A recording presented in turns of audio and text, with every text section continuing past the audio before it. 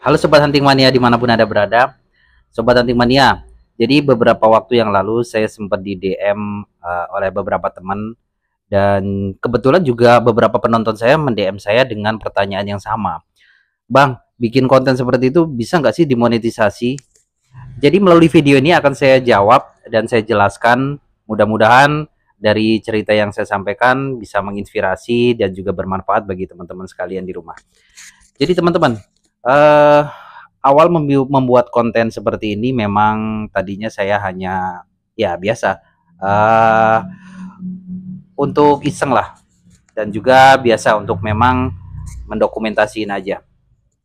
Beberapa konten terdahulu memang saya nggak fokus untuk konten-konten hunting atau perburuan, tapi lebih kepada konten hobi.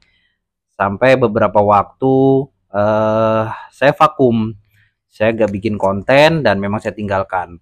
Kemudian rentang di 1 tahun yang lalu lah kurang lebih, saya memiliki teman yang kebetulan sehobi dengan saya. Jadi saya diajaknya untuk hunting. Kebetulan huntingnya adalah berburu. Jadi waktu itu nggak sengaja didokumentasiin dan saya upload lah. Ternyata memang setelah beberapa kali upload, beberapa animo penonton lebih cenderung menyukai konten yang saya buat seperti hunting atau berburu dibandingkan konten-konten saya sebelumnya yang saya tampilkan dengan tema hobi atau sebuah tutorial lah. Jadi seperti kita ketahui bahwa konten berburu ini memang salah satu konten yang sensitif terhadap beberapa pedoman peraturan dari pihak YouTube sendiri, karena biasanya sangat rentan terhadap pelanggaran. Karena memang kecenderungan konten-konten yang berhubungan dengan perburuan itu identik dengan sedikit kekerasan ya, atau mungkin beberapa adegan-adegan yang memang tidak akan memenuhi dari pedoman peraturan dari pihak YouTube. Makanya teman saya tersebut menanyakan hal tersebut karena memang apa iya konten-konten semacam seperti ini bisa dimonetisasi. Nah, jawabannya adalah yang pasti sangat bisa. Kenapa? Ya karena memang konten saya pun sudah dimonetisasi ternyata. Jadi ya memang memiliki tingkat kesulitan yang tinggi membuat sebuah konten dengan tema hunting atau perburuan.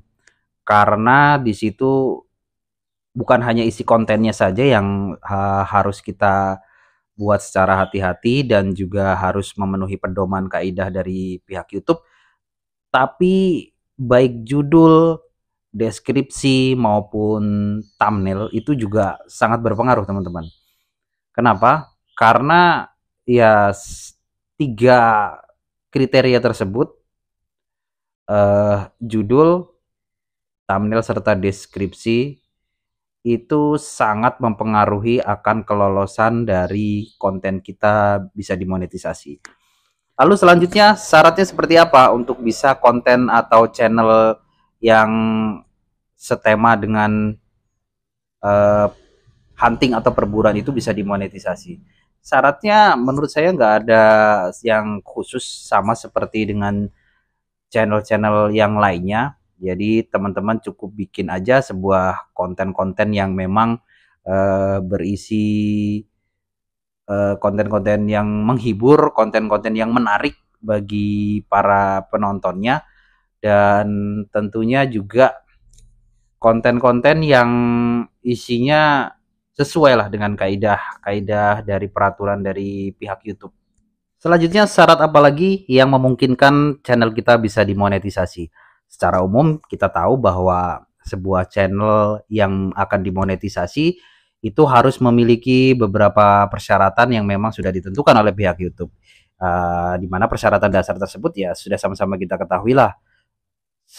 Yang pasti harus memiliki pengikut atau subscriber minimal 1000, di mana beberapa update terbaru yang menyatakan 500 aja sudah bisa ya. Kemudian untuk jam tayangnya sendiri juga harus memenuhi 4.000 jam tayang. Ya, saya rasa teman-teman harus cukup memenuhi dua syarat tersebut dari pihak YouTube. Saya akan memberikan beberapa tips lah yang bisa teman-teman langsung praktekkan. Yang pertama, jika channel teman-teman atau konten teman-teman berburu berisi tentang tema berburu, pastikan bahwa konten tersebut tidak mengandung unsur kekerasan yang terlalu vulgar. Saya ambil contoh, misalkan teman-teman berburu mungkin binatang kecil, unggas atau burung, jadi tidak menampilkan beberapa adegan yang terlalu diekspos lah, terlalu diekspos target dari sebuah buruan yang mungkin teman-teman sedang membuat konten tersebut gitu. Jadi jika memang shoot ya shoot aja. Setelah itu mungkin tidak terlalu di show up atau terlalu ditunjukkan yang membuat orang jadi tidak nyaman untuk melihat tayangan tersebut, sehingga tayangan tersebut bisa berpengaruh terhadap kemungkinan monetisasinya ke depan. Yang selanjutnya, ketika teman-teman melakukan perburuan binatang besar, contohnya seperti mungkin binatang-binatang rusa, babi, atau mungkin juga binatang-binatang sejenis seperti musang, saya rasa tidak boleh menampilkan adegan-adegan yang juga menunjukkan bagaimana si target tersebut berdarah-darah, atau mungkin si target tersebut juga dalam keadaan yang mungkin sekarat. Itu saya rasa jangan sampai ditampilkan, karena itu sangat mungkin membuat orang tidak nyaman ketika melihat konten kita. Selanjutnya adalah mengenai judul dan thumbnail. Teman-teman pastikan bahwa judul yang teman-teman buat tidak mengandung unsur-unsur atau kata-kata yang berbau kekerasan, pornografi, atau mungkin rasis. Itu harap dihindarin. Dan yang terakhir adalah mengenai thumbnail. Biasanya teman-teman cenderung lebih memainkan thumbnail untuk menarik perhatian penonton, karena memang konsekuensinya thumbnail bisa menarik perhatian penonton itu lebih besar ketimbang judul. Makanya teman-teman biasanya kan banyak membuat thumbnail itu secara ekstrim, tapi demi untuk meluluskan konten kita menjadi bisa dimonetisasi, saya rasa buat thumbnail itu sehalus atau serapi mungkin. Nah, biasanya sih yang saya lakukan hanya itu aja, dan ternyata memang setelah beberapa kali membuat konten mengenai hunting dan perburuan, dan ternyata subscriber memenuhi, jam tayang memenuhi, akhirnya bisa dimonetisasi. Tinggal bagaimana cara kita membuat atau membangun channel kita menjadi bisa lebih besar, sehingga menghasilkan nilai angka yang juga besar. Itu aja mungkin beberapa tips singkat dari saya yang bisa saya bagikan. Mudah-mudahan cerita yang saya bagikan ini bisa bermanfaat dan juga memotivasi teman-teman yang sekarang sedang berusaha membangun channelnya agar bisa dimonetisasi. Oke, terima kasih teman-teman.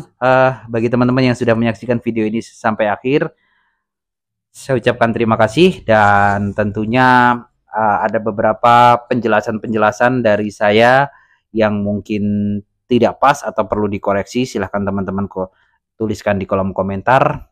Mudah-mudahan apa yang kita lakukan bisa bermanfaat untuk orang lain dan bisa menghasilkan untuk diri kita. Sampai ketemu lagi di konten-konten berikutnya. Mudah-mudahan bermanfaat, dan salam. Terima kasih.